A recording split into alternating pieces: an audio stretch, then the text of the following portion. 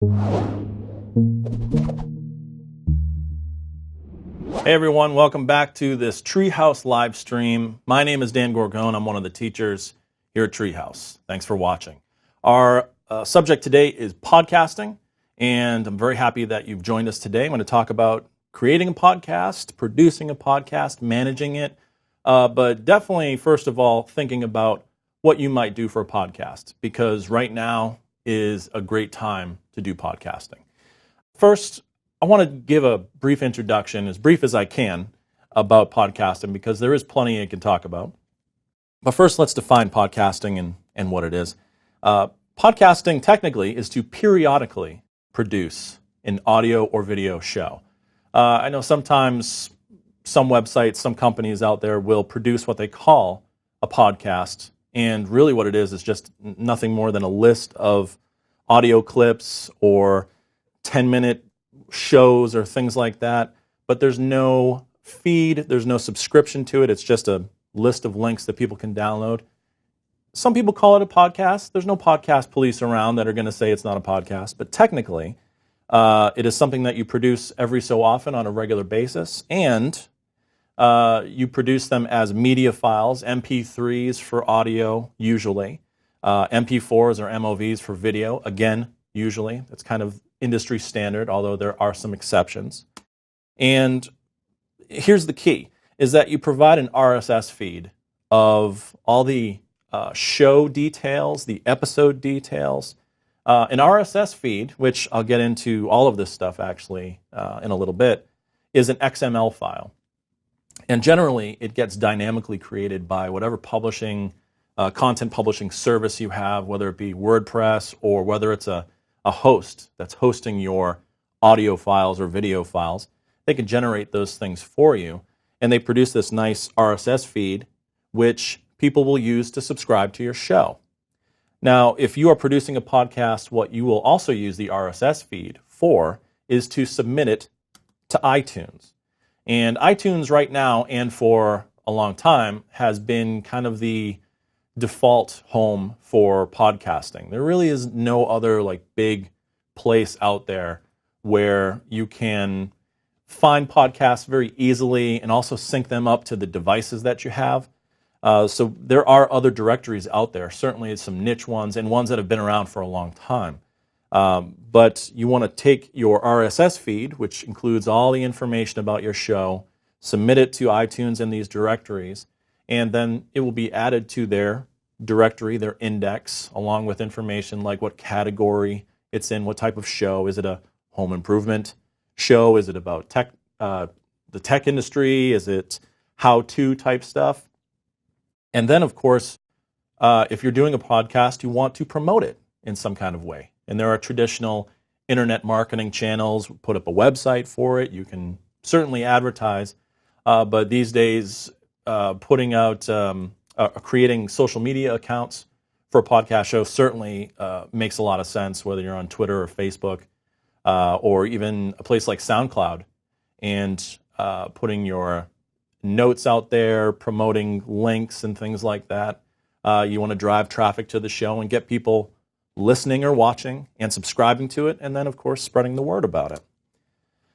And one more thing is that people subscribe to these feeds it's kind of like, in your DVR or your DirecTV or your cable box, when you set up a subscription, for lack of a better term, to download all the episodes of your favorite shows that are on. It's very similar. The process is very similar these days to getting podcasts. All you have to do is find them, and in iTunes, it's as easy as hitting a button to say subscribe. And you'll get notified every time there's a new episode. And the really nice thing these days is they very often will download the episodes automatically to your iPhone or your Android or whatever you're using. One thing that podcasting is technically not is something like this, a live stream where you live stream audio or video or something like a Google Hangout. I mean, that's not technically that's not technically a podcast either, although you could take the recording of a presentation like this or something else that you do live, and then put it into the feed and provide details and things about it and make it part of your podcast. So when I think about podcasting, I definitely liken it to something like Netflix, where you can go and search for a topic or a show specifically, or people that you are interested in, and you can find shows that are relevant to your tastes, and then you can subscribe to them, and then download them as they come out, or you can listen to them in whatever player you've got. But more often than not, and be hard-pressed to find some paid podcasts these days, podcasts are free. Monetizing podcasts is something that we'll talk about, but generally podcast shows and episodes are free, and that's something to consider when you're thinking about creating your own podcast. Something that's important to think about, especially if you have been around for a while, or you've been around and remember the early days of podcasting 10 years ago and maybe a little bit earlier, is to understand the podcast user experience. The way that people can subscribe to and find and download and enjoy podcasts today is like a million miles away from what it used to be. It used to be kind of frustrating for the users. Back in the day, the download process was pretty cumbersome. And if you ever remember doing this, you will relate. The first iPods and the iPod minis and other devices like that, you had to physically connect them to your computer in order to download any of the media that you wanted to play. You would have to go onto the computer and find podcasts and subscribe to them and download them, bring them over to your device, wait for that to download, then you're all synced up, and then you can go out and walk around or listen in the car or whatever like that. But from this device, you wouldn't get notified about new episodes. You'd have to go to your computer and check. And then you'd have to do the whole process all over again. And again, these devices had limited abilities. The early devices, very often people just wanted to play music. The early video players had very small video screens, so you couldn't really enjoy that experience very much. But the thing that did change the game for a lot of industries, and especially for podcasting, was when the iPhone debuted back in mid-2007 with a device that we're all familiar with now, whether you have an iPhone or have had one or have something similar to it.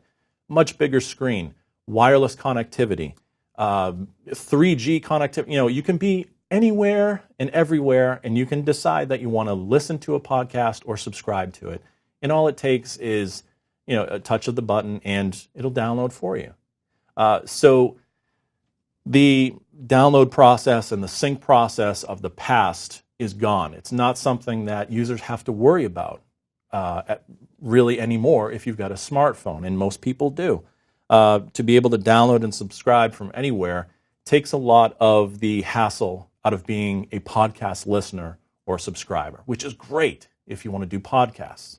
And that's why I said earlier that this is a great time to get into podcasting if you are considering it. So let's talk more about podcasts. There are certainly challenges to podcasts. There are certainly challenges to creating them and managing them and keeping them going, keeping them fresh. Because like any content that you create on a regular basis, you're going to have these concerns. So first and foremost, that constant creation of content. How much value can you bring to a podcast episode, and however often you're producing them? Is it every week? Is it every 2 weeks? Is it every day? That's asking a lot. But to be able to bring something to the table with every episode, it's a challenge. It really is. No matter how passionate you are about a subject, it takes some planning.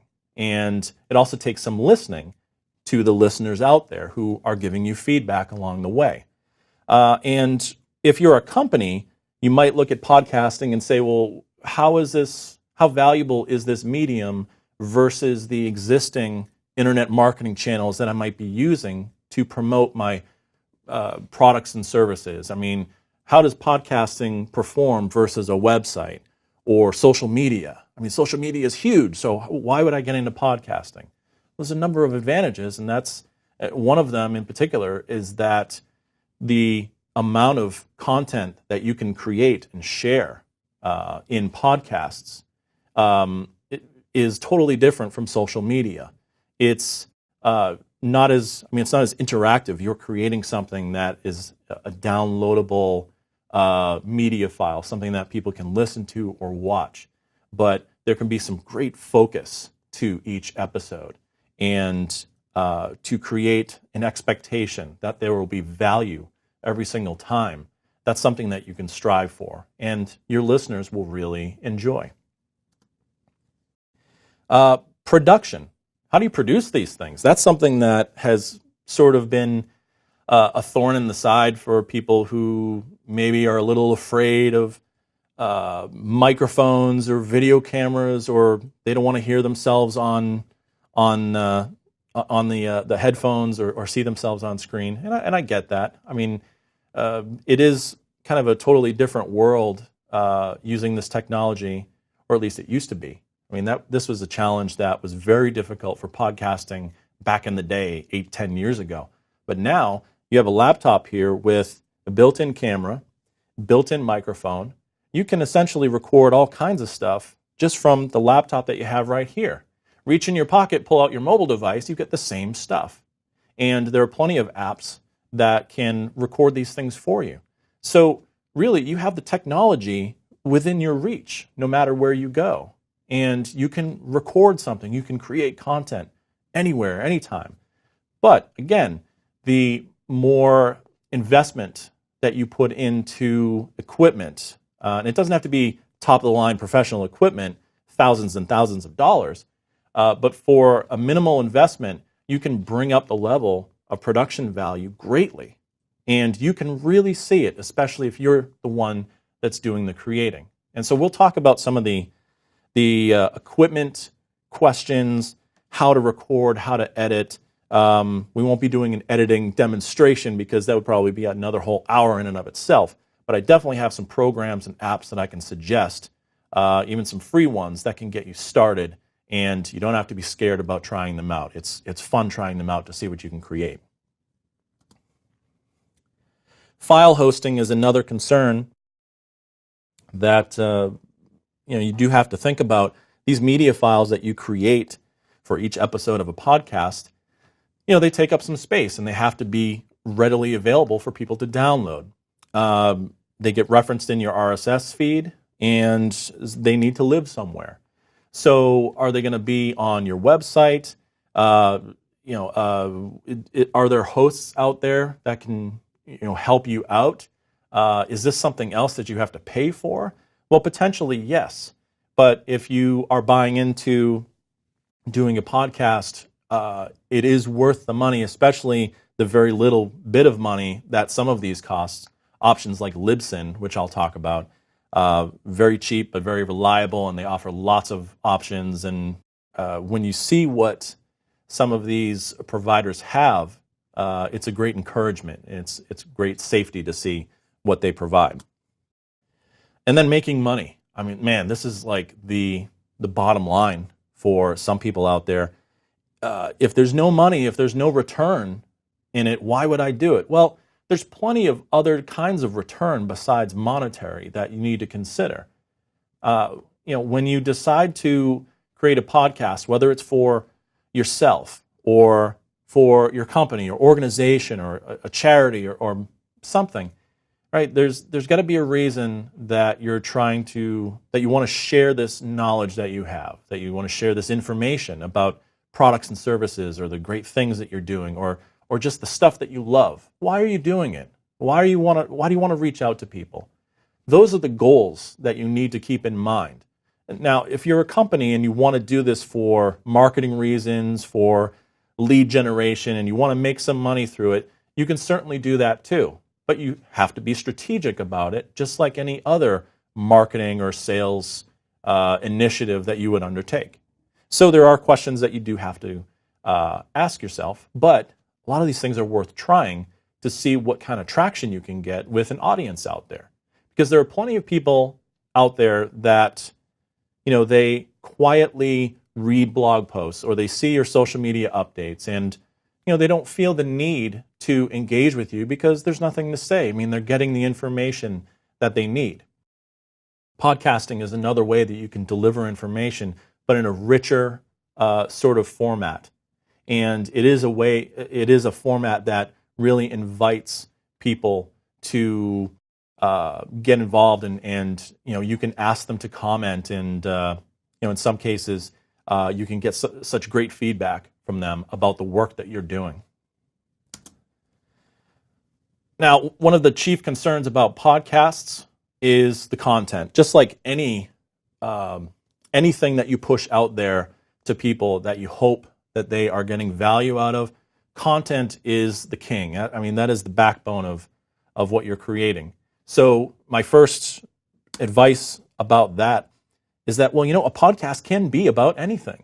If you go out to iTunes and look at the podcast directory, you'll see a whole bunch of different categories and then a whole bunch of subcategories within those.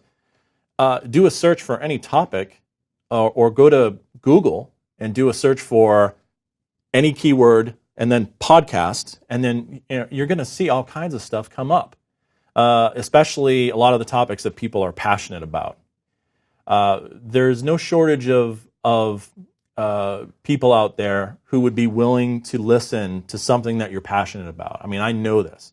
And so that's something that you have to keep in mind, right? Because when you are producing a podcast, when you make that decision, it needs to be something you're passionate about because you are making a commitment. You're making a commitment to produce something on a regular basis. Podcasts are not generally mini-series where you do maybe like 3 or 6 or something number of episodes and then you're like, all right, I'm good. I'm going to stop there, because you're not gaining any traction there. You're not going to be gaining listeners for future episodes, for things that are down the road. Podcasting is something that you want to start and you want to keep it going on an ongoing basis. You want to build an audience. And you want to get people involved with it. So it is a commitment. And with that commitment, with content in mind, you do want to keep it fresh, like I said before. So it is a challenge. But for something that you're passionate about and something that, even if it's your company, right, and there are products and services or things that you want to talk about, there should be no shortage of things that you can share with people. Because when you think about some of the questions that customers could ask you, those can become the focus points of your show. One thing to consider. Now, if you're still questioning, all right, how do I get started with this thing? What's one important question that you can ask? Well, how often do I want to podcast? Do I need to podcast at a certain frequency? Well, it's really up to you. And people set their own frequency to something that they are comfortable with and something that they can keep up with capacity-wise. Because, we all have limited resources and limited time and everything. And don't feel like if you're going to do a podcast, well, I got to do it every day or else I'm going to lose steam and, I'll get people more involved and everything like that. A daily podcast, man, that's excruciating. I mean, you barely remember to do all kinds of things on a daily basis, let alone produce a podcast weekly. Now, weekly is something that I can get behind because there's enough time not only to produce it, but definitely to plan it and to think about the future. This is something where if I'm going to share a tip, it's going to be create a schedule. Create a schedule for yourself, a kind of production schedule, a topic schedule, a content schedule, something that you can look to where you can say, all right, in the next month, my next 4 episodes are going to be this. Or, if you only do a show once a month, maybe you do a longer show, like a 30-minute show or 60-minute show. Who knows? That's another question that we'll ask. But you'll be able to plan these things out and add some production value at the same time. Not everything has to be done all at once. If you have more time to plan, Well, you can pull some other things in. You can edit those things in. We'll talk about some more of that soon, but create a schedule for yourself. It takes so much of the pressure of trying to figure out what is my next show going to be about, and when is that show coming up. How long should each episode be? Well, again, this is up to you. And I would say that it actually depends on the format and the topic, which really, that comes first. But could it be 5 minutes? Could it be 60 minutes, somewhere in between? Could it be variable? Can it change every time? All these things are possible. But with these two questions of, the frequency of the podcast and the length of each episode, keep in mind that when users or when new potential listeners are checking out your show on iTunes or your website or wherever, one of the first things they're going to do is look at the episodes that are available. And if they see a list of episodes that, there's this one that came out a week ago, but then, and that was an hour long. And then before that, like a month before that, was a 5-minute show. And then a week before that was a 20-minute show. It's a little jarring, right? You want to give people some consistency. And when they look at the list of episodes, try to make it, as uniform as possible. Make it consistent. Make sure it's an experience that when people invest in it and they hit that subscribe button, that they will be rewarded for doing so. So, deliver what's expected. But when you are producing each episode, be sure to prepare notes. Once you've created that schedule for what's happening in each episode, make sure you're going into the recording and the production of your episode with some notes, some things that you can look at, and whatever notes that you need. Certainly don't try to read like a script. Not too much of that. Sometimes, if you have specific things that you have to read, like say you have an advertiser or something and you want to make sure you get the ad copy perfect, sure, you can read that. But people listen because they want to hear people in conversations and they want to hear something real, not something that's overly scripted. All right, so keep that in mind. What should the format of my podcast be? Should it be one person talking? Should it be some kind of chat with multiple people? Should it be Q&A? My advice here is to research what's being done already with the topic that you have in mind or the industry that you're in and see what they're doing. And then experiment with a format of your own. There's nothing wrong with emulating a great show that's out there right now that you really like and that you think works. There's nothing wrong with that. There's plenty of emulation going on with movies and TV shows and radio shows, people trying to be people trying to be the next Jimmy Fallon, or if you're on the radio, trying to be the next Howard Stern or the, whoever. They're all trying to copy the format that really works, that really resonates. Well, find something that works for you or that you want to try and give it a go. And it's not always going to work. You have to try these things out and see how it feels. But it's not until you start producing these episodes and getting feedback from people and listening to it yourself that you're going to realize, maybe 30 minutes is just a little bit too long. I need to make it 20, and that'll keep it focused. Or, we should give our guests the questions beforehand as much as possible, and that way they'll be more prepared for responses, as long as they don't read their responses, things like that. This will help you with production moving forward, as long as you are, courageous enough to just go out and experiment and try something. And, when in doubt, if you haven't even started a podcast yet, just do a pilot, do a test show.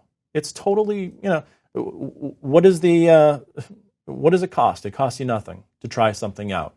And then play it for a couple people that, are stakeholders or people that you think would really dig it. And, if they like it, then start something going. It's worth it. And then here's another great question. Should I do a video or audio podcast?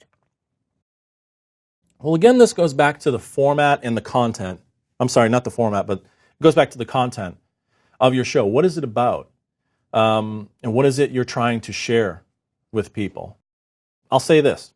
Audio is definitely simpler. It's much easier to produce. And I'd say for beginners, maybe it's maybe it's easier. But video compared to audio, I mean, video is video. I mean, you can do so much with video, and it's certainly more engaging for a lot of people out there. But if you like audio, then you like audio. I mean, there's something for everyone out there. But think about the content of your show. If you're doing a how-to show, like an instructional show, like a cooking show, for example, and this is how you bake an apple pie, right? Well, you could certainly talk about it on an audio podcast, and that's all good. I mean, there's plenty of information that you can share, and if you can put all this stuff in a recipe book, then you could certainly put it in an audio podcast. But maybe a video podcast would give you an opportunity to show unique things that you do, or how to cut the corners, or troubleshooting, or things like that. Car repair, or some kind of coding instructional videos like we have at Treehouse. They require video in order to show people what's going on. But audio podcasts may be completely adequate for what you're trying to do. So consider that, and again, look in the industry, or do a search for similar topics and see what's out there. Because if everyone's doing an audio podcast, maybe video is not needed, or it could be an opportunity for you to be the video podcast. You don't know. So as long as you're meeting audience needs, the special things that are important for your content, then the format should follow suit. Now, like I said before, there are plenty of topics. A podcast can be about anything. It can be about you. Plenty of people do shows about their lives, their experiences. They give advice. They talk about important events in their lives. There's no subject that you know better than yourself. And so there's plenty of people that love to talk about themselves. Goodness knows I'm one of them. But there's also your company. You could do a podcast about your company. You could talk about the expertise that your company has, the great people working there and the stuff they do, the history of your company, products and services. You can answer questions. You can advise people on how to go about purchasing the type of product that you sell. You could be a microphone company and answer questions or do Q&As or instructional type stuff about how to use microphones, what microphones to use for a particular type of activity or task or project. And lo and behold, you also sell microphones, right? But as long as you're giving some value to people, as long as you're giving them something good to listen to, it doesn't matter what your topic is about, as long as it's something that you're really passionate about and strongly believe in. Your passions, it could be, plenty of people do stuff about sci-fi movies, about Doctor Who, about their favorite doctor. This one's better than that one. The possibilities are endless. And certainly the how-to solutions, the instructional type stuff, home improvement, cooking, all that. This image on the slide here on the right shows a screenshot of the iTunes categories: arts, business, comedy, education, and so on. And each one of those categories has subcategories within them. So you can definitely dig down deep and find lots of related podcasts, and certainly still be able to make a name for yourself. Now let's talk production. Production is certainly something that is a challenge if you haven't done any type of audio or video production before. But like I said, a lot of us have, the equipment, the laptop, the smartphone within our grasp. So we sort of have done some audio or video production before. It's not too dissimilar. It just involves some higher end equipment at times if you are willing to make that investment. So in terms of recording equipment and expertise, that's one important thing that you need if you're going to be producing a podcast. And you have to ask yourself some questions. Well, should I record off my webcam? Is that good enough? If you're doing a video podcast, that is. Can I use my phone? Right? Do I need to go and buy a video camera? Should I invest in a tripod? Even for my iPhone? These are good questions to ask. Should I use my laptop to record, or should I be on a lovely set like the one we have here at Treehouse? Do we need special lighting and other type of equipment? Are we going to need all that for our podcast? Good questions. You have to think about this. Built-in microphone. A laptop has a built-in microphone. Phone certainly can record audio. Perhaps an external microphone is something you need. Do you need multiple microphones if you're going to have lots of people talking? And do you record to your laptop? Is there an external recorder? Do we need a mixer to mix the audio? And do we need to do video switching, all this stuff? You can certainly go crazy. You can absolutely go beyond the consumer level up to the professional level, and you can do all kinds of stuff and spend all types of money if you have that expertise and know how to use all that stuff. And for a lot of you guys out there, you are beginners or you have limited resources, and so many of us are in the same boat. If we want to do our own podcast, we don't want to spend, I don't want to spend more than $100 just to get started, right? And the good news is that you can do that. You can get some equipment and some other stuff that you need very cheaply. But like I said before, you can start for free and record something, test it, and see where you need to improve, what things you can improve by investing in it. Something else you need for production is editing. You gotta have editing. An editing app of some kind, whether it's iMovie or Camtasia, Final Cut Pro if you're editing video. Maybe you're using a free audio editing tool like Audacity, or maybe you already have GarageBand on your laptop. Maybe if you want to spend a lot of money, you can get Pro Tools or Logic Pro. You need the expertise in order to run these things. I'm not saying these are the specific production assets that you need, but these are the questions that you have to ask. Because depending on your situation and what kind of podcast, what kind of content you need to create, if it's for something that's very corporate or something where you're really doing something on a daily basis, it's going to be entertainment, you're producing something like that, versus I just want to share my thoughts for 15 minutes every week about something I love. The needs are very varied, okay? So being able to look at that and also to see what other podcasts do out there can help answer these questions. Now, some production tips. No matter if you are a beginner or pro, hopefully if you're a pro, you already know these tips and abide by them. But if you are a beginner and you want to try doing a podcast of your own, I strongly suggest following some of these tips here. Number one, when you have a setup, when you've got your microphone or you've got your laptop or whatever, test your setup out before you record. And what I mean by that is do a quick test recording and try it out and make sure that you're actually capturing the audio or the audio and the video or whatever, and you're getting what you anticipate from it. You may discover that you hear some hums, or what often happens is a microphone's not plugged in or a level is down or something, and you get zero audio. Well, you can discover that before you actually go through the whole recording process. And it's happened to the best of us where, we get to the end of a 20-minute recording session or something with someone, and then, the later that day or the next day or something, we listen to it and realize, what is that? What is that hum? What is that? It's you're recording a video and, you left the timestamp on the whole time, or, something crazy like that. Test your setup, especially if you have someone important like a VIP or someone on the phone, someone that has limited time. Try to test it as quickly as you can and then get right to the feature presentation. Number two here, this is obvious for anyone that's recording, but it's another thing to remember. Silence your phone. Find a quiet spot for yourself for when you're doing your recording.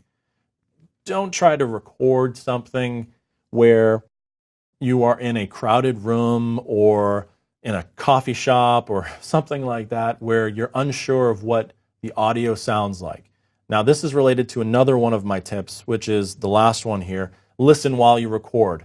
One of our audio pros recommended that as well, and I thought, oh gosh, yeah, you've got to have some headphones. You've got to be listening to yourself when you record so that you hear what everyone sounds like, and you can adjust things on the fly if necessary. But it's so important to find a quiet spot to record and not have any distractions in the back, especially if you have a microphone that you're not sure how it's going to perform, like something off this laptop or something off your phone. You don't know how much you're going to get versus a more professional microphone like this Rode model here. It's very directional. You know that it's going to work for you very specifically. But again, unless you're listening with headphones, you're not sure exactly what you're getting there. Or if there's something in the background, some hum, a refrigerator just kicked in or something like that. You don't need necessarily complete silence, although that's preferred. But depending on what your show is, what the format is, what it's all about, that's usually the preferred thing. Now, if you're podcasting from an event or something, you're on location or you're out in the wild, you're on the beach or something, and you want that to be part of the experience, well, then so be it. You can't have crystal clear sound with just your voice. So you would make that a more real experience. But get a quiet spot and insulate yourself as much as you can. There's more audio tips that our audio pros and other podcasters can share. I've certainly found myself, I needed to record some audio for something. I was traveling and in a hotel room, and I stacked up pillows around the laptop, and I spoke into the microphone. And, it actually deadened all the sound from around because this air conditioner kicked in, that refrigerator was on, there's noisy people next door, all kinds of stuff. Find a quiet spot. Do whatever you can to make it as quiet as you can. Number 3, use a tripod for video as much as you can. Certainly, you can record video from a smartphone, whether it's your iPhone, your Android, or whatever. And you are going to have that, if you're holding it, you're going to have that handheld experience of, that's going to shake a little bit here and there. Or if you pick up your laptop and all that kind of stuff, yes, it's going to move. And again, if that's part of the experience that you're walking or whatever, I guess. But it's better if it's stationary, and it's certainly better if it's on a tripod of some kind. And if you don't think that they make tripods for iPhones, well, they do. Right here on this slide, I did a quick search for iPhone 5 tripod. Just Googled it. And I click over on the shopping tab, and there you go. Between $7 and $19.79, there's just the first 4 choices right there are very inexpensive. And what they'll do is they'll provide a very stable experience for the viewer as they're watching your video. And it'll make it easier for you too when you're editing. You're not having this handheld experience. It's not good. Use a tripod as much as you can, even with a smartphone. Number 4, do multiple takes. You can. If you're editing, you can do multiple takes. You don't have to, get 20 minutes into something, make a mistake, and say, oh, I better do this whole thing again. Man, what a waste, right? Just do some editing. Basic editing is not that hard. And there are tools out there, I'll mention a few of them coming up, that you can use. And you can do basic audio editing, basic video editing. It's not so difficult. You just have to try it a few times. And the more that you do it, you really get good with it. Because editing is something that once you get some practice with it, you'll start to learn the shortcuts. You'll discover some ways to make things sound better, some different tips, keyboard shortcuts, things like that. So if you know you're going to edit, think about that as you're recording stuff. If I was recording this and it was going to be carefully edited, then if I flub, blah, blah, if I flubbed, well, then I know I can just go back, insert a pause for editing, right? And then I can begin again, right? And it's not a big deal. And then, of course, the last production tip, which I mentioned, is listen while you record. It's the only way to know exactly what you're getting rather than wait until after the fact and then discover, oh my gosh, the extra tripod was in the shot when I was shooting the whole time and I didn't see it. So listen while you record, and of course, that goes along with video podcasts. Watch while you record as well, so you know what's going to be on the video. A couple of quick tips here if you're looking for a microphone, something that's affordable and really good, really high quality. Blue microphones. Blue has a whole array of great podcasting microphones, from the Snowball, which you may have seen, Other people have actually that big graphic at the top of that blue page, I think, is the Snowball. But different people have the Yeti, the Nessie. I guess they're named after monsters. But they give you awesome sound. And they're USB. They plug right into your laptop, so it's super easy. Musician's Friend is a website that, now, if you're a musician, you're looking for a professional sound, you can find all kinds of solutions here. But they also sell stuff like from Rode and from Blue, condenser mics if you want to go higher, or different type of quality, or wireless microphones if you really need that. There are options there. This here, of course, let's see. There's the Google search for the tripods. Just a reminder there. You can find a lot of the tools that you're looking for, a lot of the hardware you need by doing a Google search and looking at that shopping tab.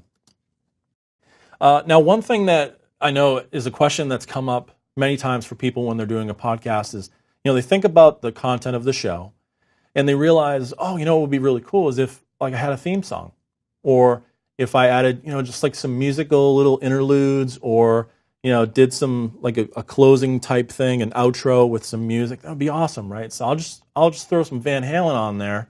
That'll be super cool. Not so much, right? Music for your podcast.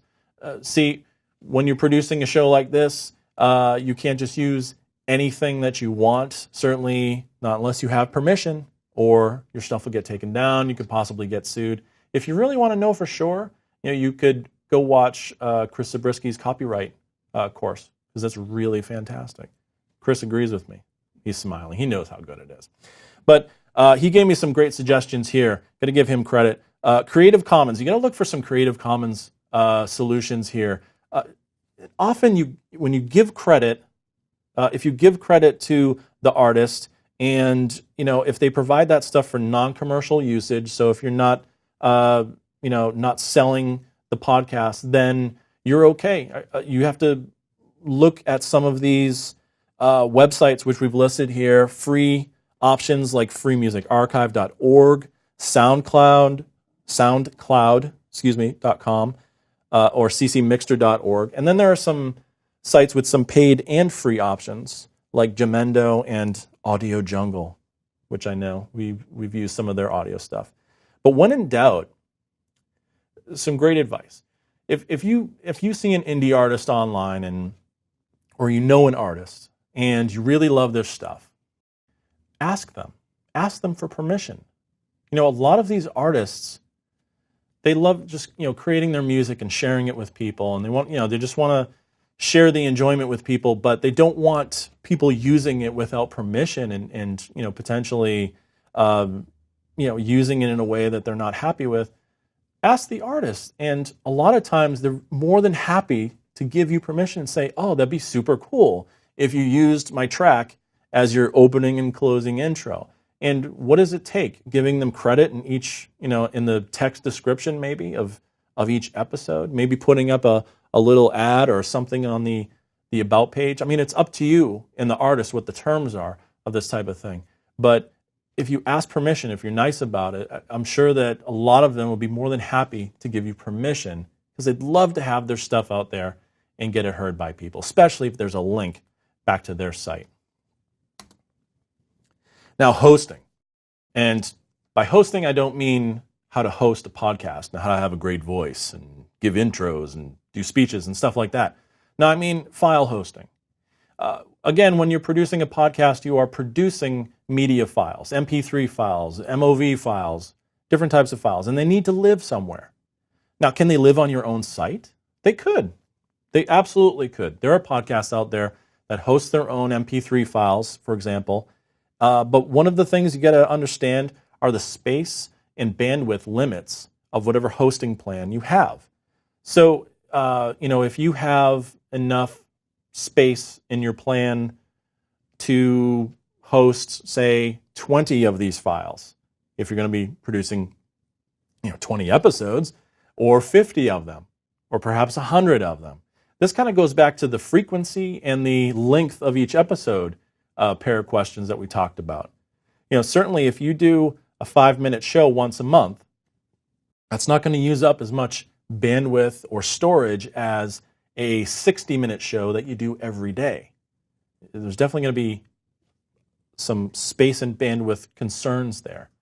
And if you're hosting the files yourself, then there's all those concerns that you have to worry. Is it in the right place? Is it named the right thing? Is our service down, or is there who's got FTP rights or whatever you're using, right?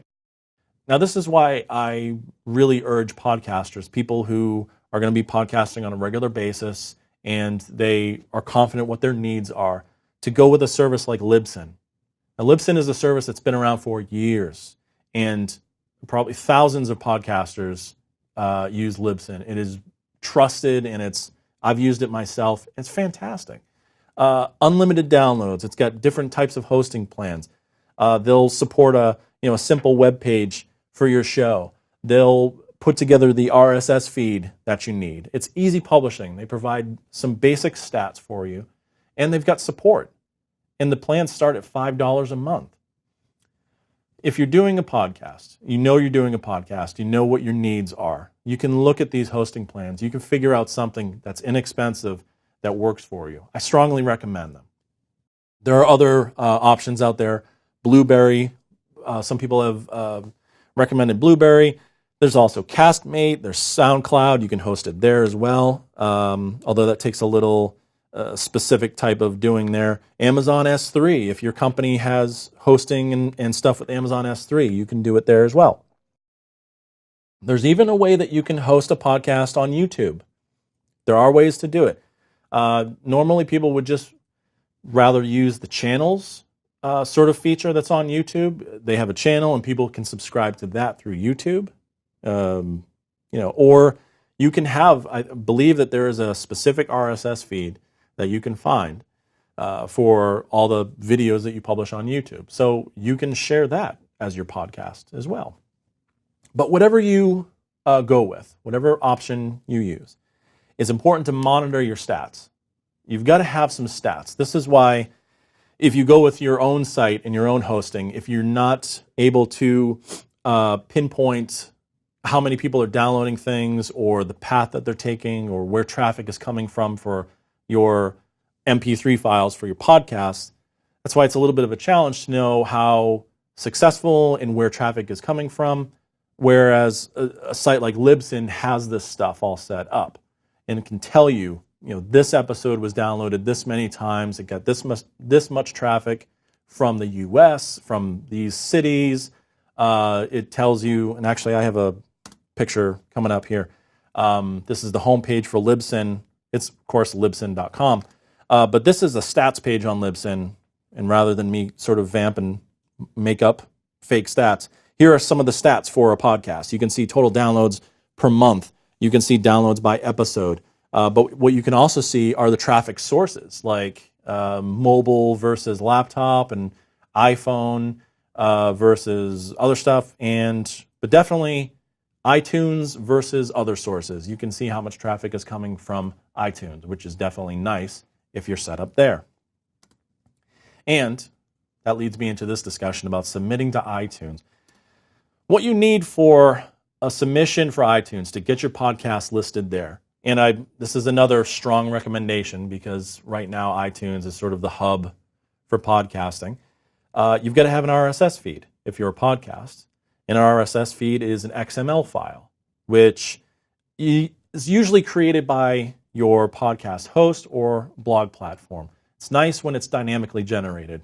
This is not something that you really want to do manually every single time. And with the technology that we have and platforms, it's really not necessary. But it's important to understand what goes into this RSS feed XML file. You've got two types of information. You've got channel information and you have item information. And these tags, which you can find all sorts of detailed information about all these tags at the iTunes RSS tags page, which the link is here, but you can Google that and find it. The channel and the item both have specific tags which define information about each. The channel is the show. It's the podcast. It's basic show details, the title, the description of it, the author, copyright, the URL for the website, the URL for the feed, It's got all that basic information about the show. Now, each item in there defines each episode of your podcast. So the items will have things like the title of the episode, description of the episode. It will have a publishing date. It will have, there's all kinds of different variables that you can include. And iTunes has all of these things defined for you. It's a little bit confusing because the RSS feed for a podcast can have kind of these basic fields, but then there are also iTunes specific podcast fields that iTunes has, which is good to have because it will make your podcast look better in iTunes. So it's a little frustrating because there's definitely duplication of content, of information, but as long as your publishing platform is set up correctly where it produces the file and has all the information about each episode correctly and all the information goes into the right fields, that's something you can test, and you might have to tweak it a little bit to get the perfect results that you want. But that's something you have to keep in mind when you produce that RSS feed for the first time and then want to submit it to iTunes. Now, when you submit it, you'll provide some basic information. You actually go to the iTunes store. You go into iTunes, go to the store, go to the podcast section, and then there's a link that says submit your podcast. And you will provide the basics, the title, the name of the podcast, the title of the podcast and your name, or it could be your company name. You want to have show art, which is, they recommend, I think, a 1200 by 1200 pixel square logo, like the cover of an album or, cover of a CD. They use the same shape and format as all that stuff because it's iTunes, right? So they recommend that size, and if you do give them a big size, like a 1200 by 1200 square, it increases the chances that they might actually be able to feature your podcast or give it a nicer sort of presentation than if you give them something very small. You also include a description, what category your podcast belongs in, arts and entertainment, family, how to, whatever, and then the URL for the website along with the URL of the RSS feed. After a little bit, you await results, you wait for that authorization, and then you'll get a notification that it is in the directory. And then, my advice, which some people skip, they don't even think of this, subscribe to your own show and make sure that thing looks right. When you go into iTunes, when you go to the podcast section of your own media, you should see it show up there, and you'll see the latest episodes that are available. And make sure that all of the episodes are there, the ones that should be there are there, and download a couple, listen to them, make sure they sound good, just to ensure that people are going to be happy when they subscribe. Here's iTunes, and here's the podcast section, and you'll see over on the right under podcast quick links, you'll see a link that says submit a podcast. That page, when you do that, the first thing they ask for is the feed URL. That is the XML file that gets created. So it's not your whatever.com, it's the podcast feed URL. Submit to iTunes, and then, there are some other options. There are other directories out there. Podcast Alley has been around for a while. Libsyn has their own directory. Blueberry has one as well. There are some podcast apps that have started to pop up. Lately, Stitcher is one that I've seen mentioned. But what you want to do is, just go on Google and search again for that keyword that your podcast is about and podcast. See what other ones are out there and see if you can find some directories that will add links to different podcasts.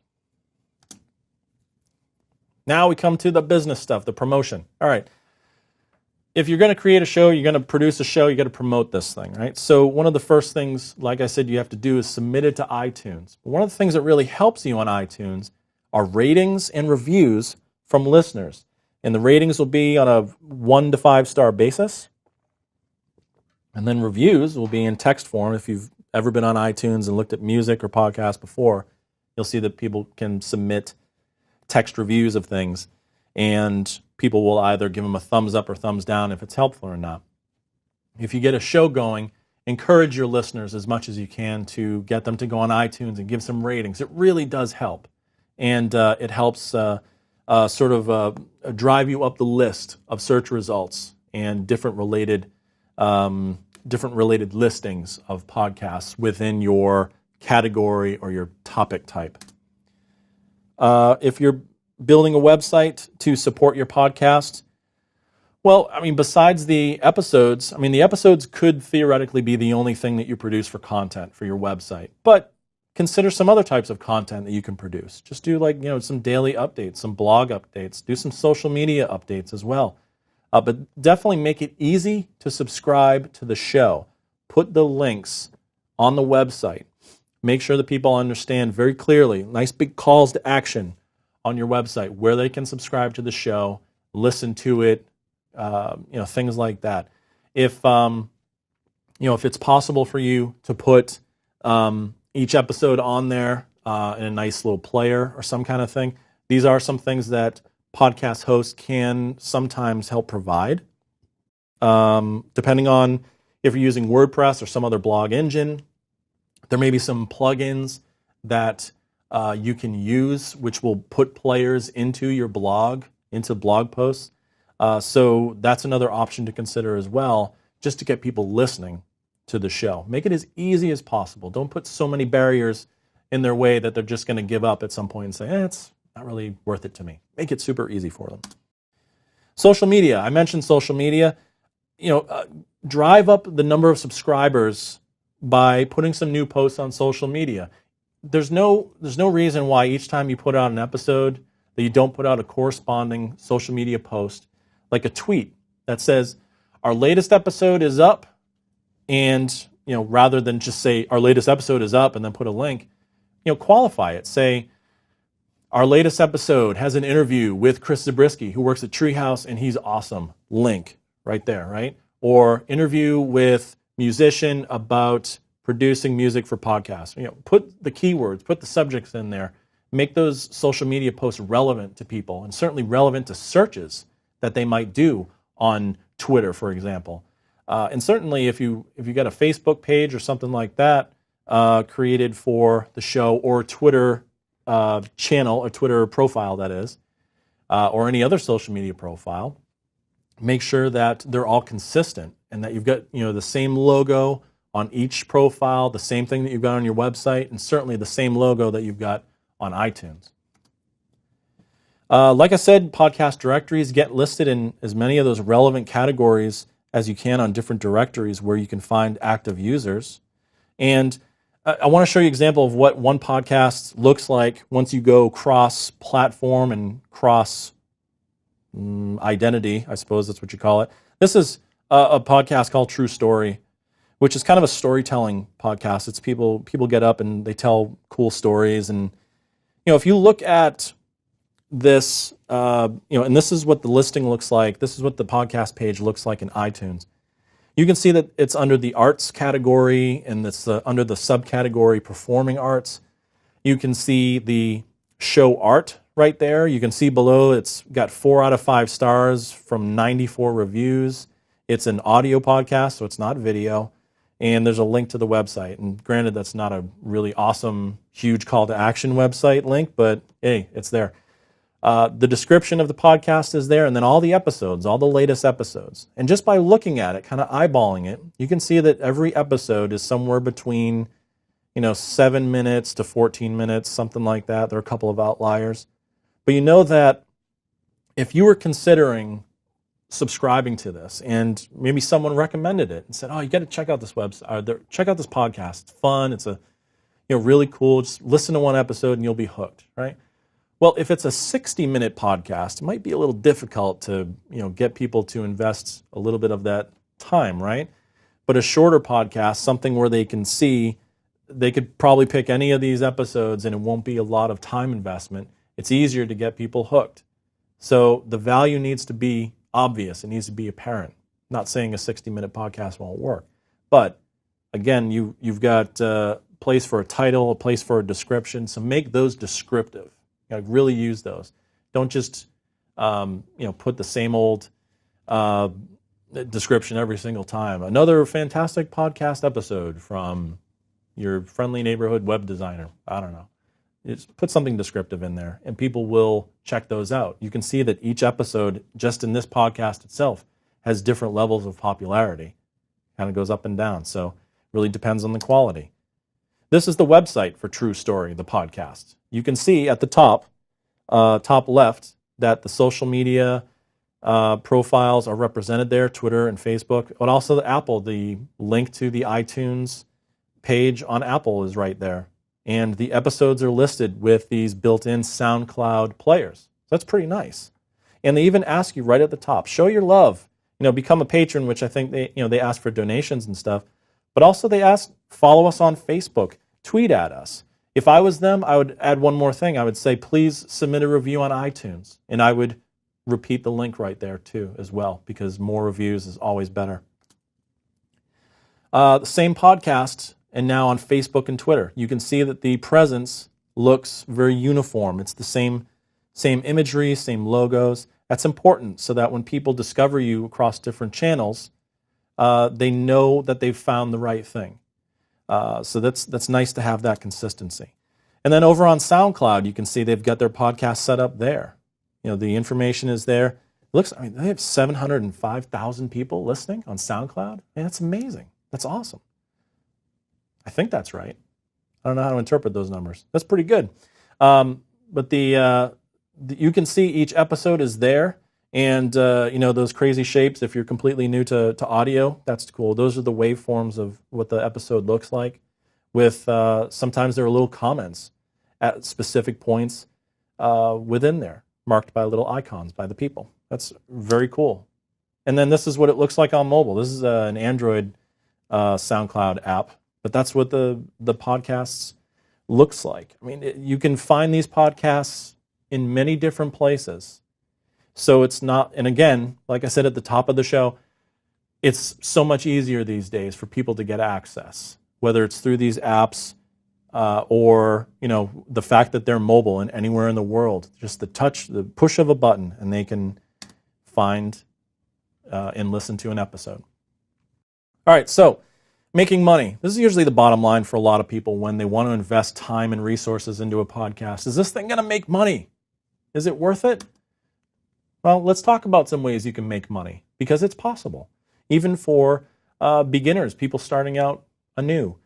Website advertising. Well, if you have a website that supports your podcast, you've built it for the podcast, you can have advertising. You can do some AdWords. You can perhaps find some partners, some sponsors, people who have products and services that are sort of related to your show, maybe products and services that you use and talk about on your show.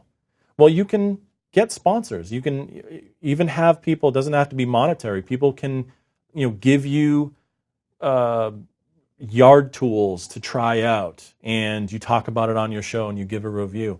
As long as you disclose this stuff, as long as you disclose the fact that you received something for free to evaluate, then it's cool, it's legit.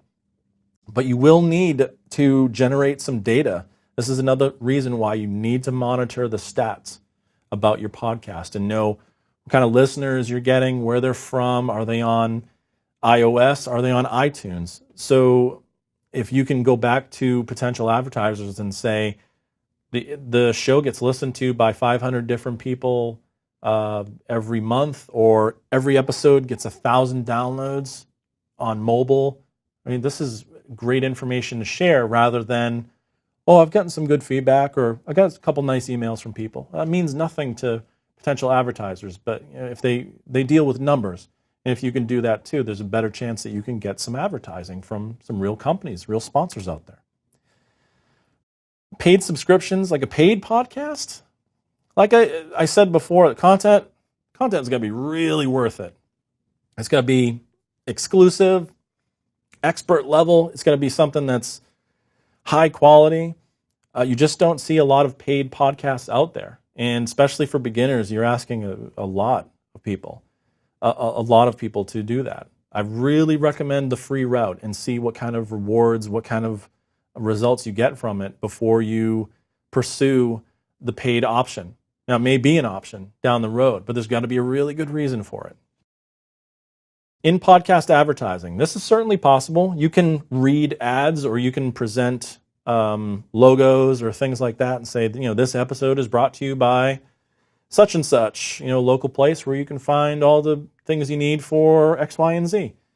Again, you need some data. You need some analytics to share with people in order to get those partners. And a lot of times, partnerships like that will work hand in hand with the website advertising. So if someone advertises on your show, you can also run, say, a banner ad, or you can run a sponsored blog post or something like that. Maybe you interview someone for the show and then they sponsor the episode, something like that.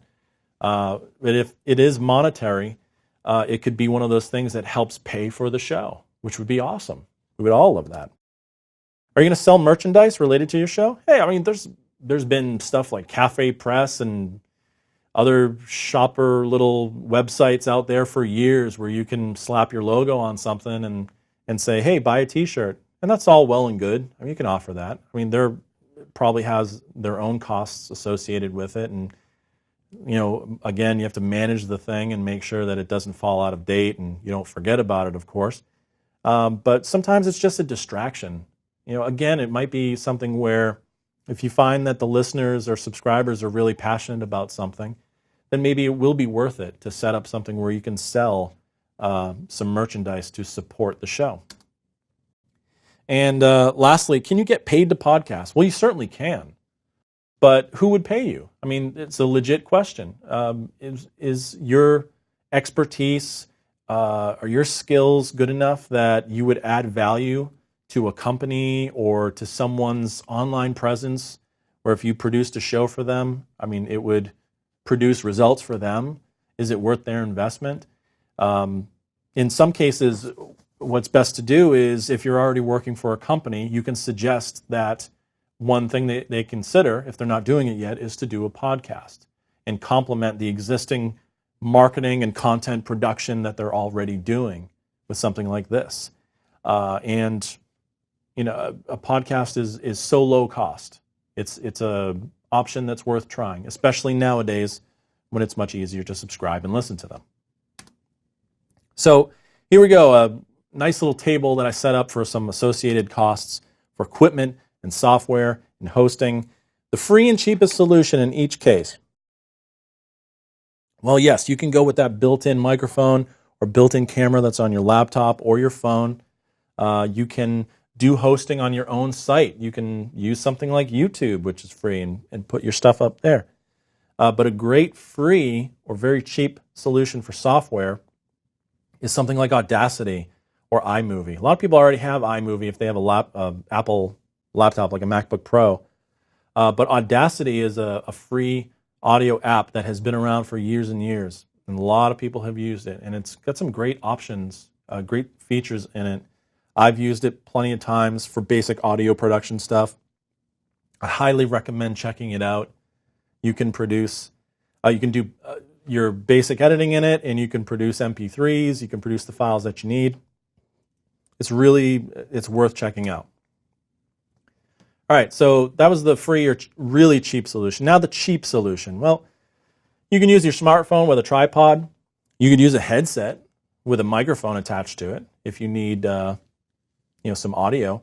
You could use something like GarageBand or something like a tool like Audio Hijack Pro is a audio tool that I think is pretty cheap. And what that does is it captures all the audio sounds from your computer. So rather than just your voice from a microphone, it can even get system sounds, and which is especially nice if you're working on something that, like if you were going to do walkthroughs or demonstrate some stuff from apps or things like that, and you needed the sound, you wanted to share the sounds that were in it as well, that's something that you can use. But GarageBand is something that's on many MacBook Pros as well.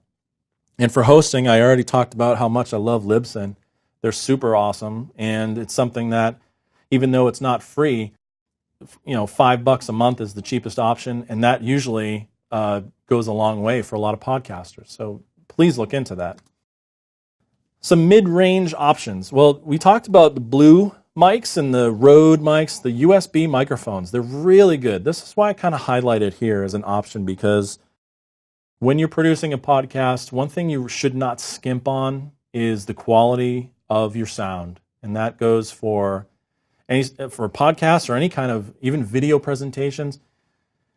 If the audio is bad, odds are, and data has actually shown this, that if the audio is bad, people will check out. They will close it and they will not listen to it. If they can't understand what people are saying, or if it's just too noisy, or there's too much background noise, without great audio, you lose a lot more people than if you have like kind of crappy video. So you should really invest in a good microphone, and USB mics right now are certainly the way to go. If you're looking for some mid-range software for editing, Camtasia is one that I use, and I've recommended it with usability testing and other like presentation materials as well. Camtasia from Mac, I think it's either $50 or $100, I forget. But it's a tool that does so many different things. It allows you to edit audio, it allows you to edit video. You can throw in slides and some basic lettering, do some transitions. It's one of those nice tools that beginners could do a lot with, and you can produce stuff for the web. It's really nice. And then a mid-range hosting solution. Well, if you pay more, and I'm not even listing any of the hosting solutions where you pay money for it because there's just a million of them. But the more that you pay for hosting, the more storage you get, the more bandwidth you get. And once we get to the expensive solutions here, you add more features. Possibly you can have a devoted app. There's advertising options. And you can see there are very expensive video camera solutions. You can get mics, microphones. You can get a mixer to mix everything together. You can go high quality with the software and get Logic Pro or Pro Tools, Premiere, Final Cut. Those are the higher end of things. And not to say that any of these things would not work, because I think all of them would work. But it depends on your needs, on your skill level, and on your money, on your capacity, all these things. You have to take it into account when you're starting and continuing a podcast. What it really means, though, is the more you pay for equipment, the higher quality that you do get. The more you pay for software, the more options. And I think personally, the more expertise you need to run these things. They get very complex. And for hosting, the more options you get, more things you can pay for. But do you really need them? That's the question you have to ask. So, to podcast or not, I know we're probably running a little long. That's okay. This is all good stuff. That's why I'm bringing it to you. So, to podcast or not, important questions to ask. Are you passionate about your show idea and your content?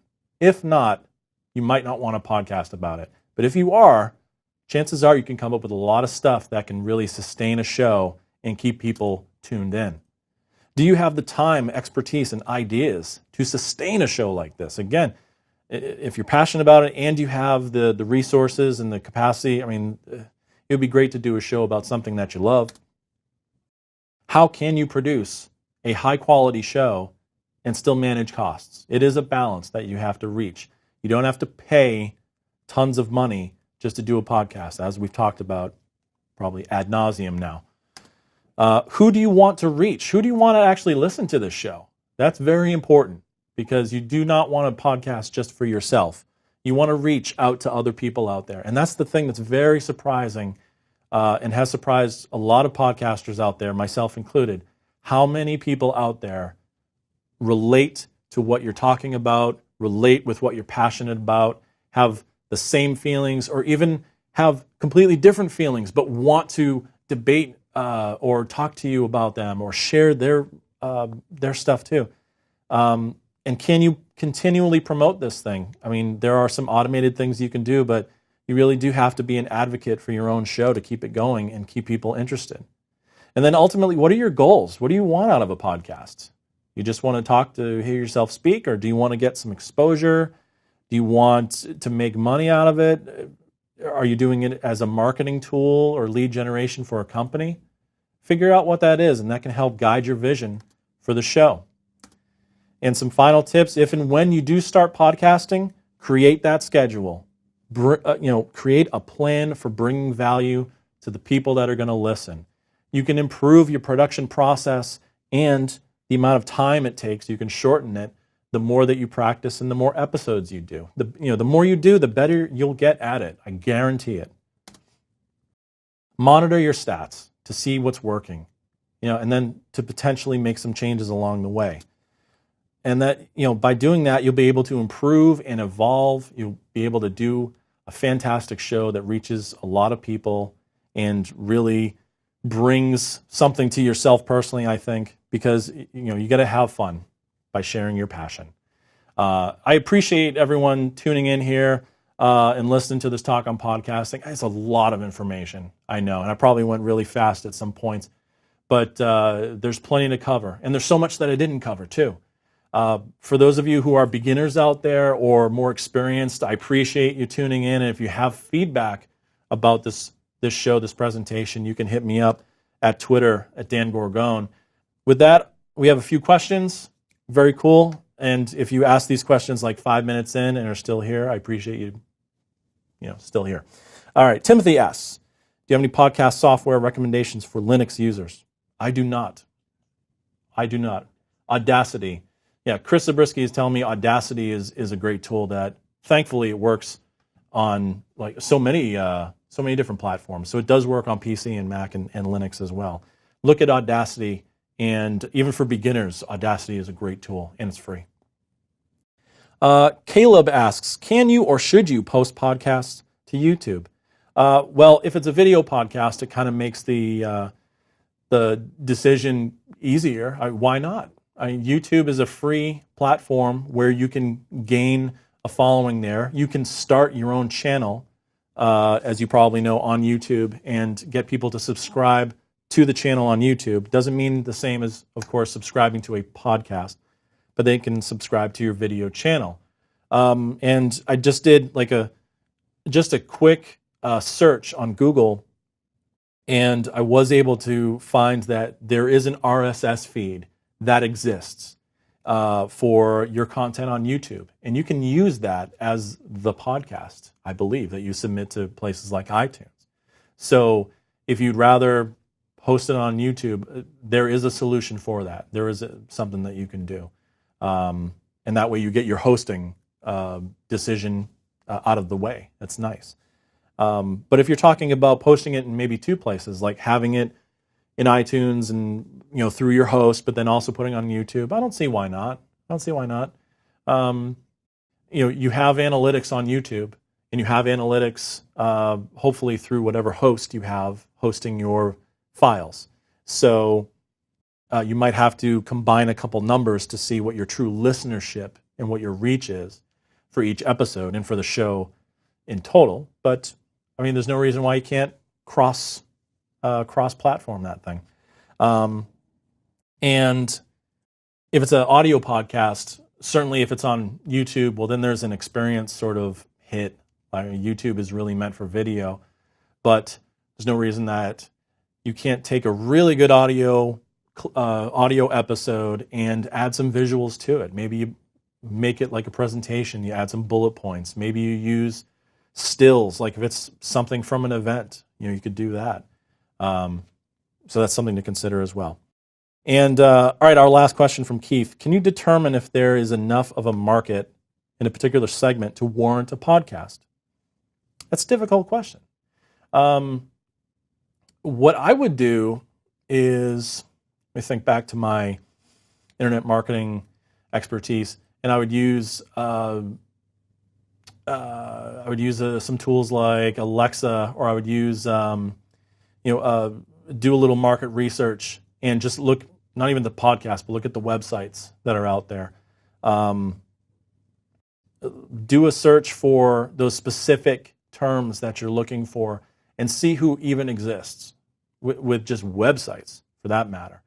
And, there are great advantages to being the first with a podcast in a particular segment. If you're the only game in town, that's really fantastic. And if you do a quality show, then you bring value that no one else is bringing.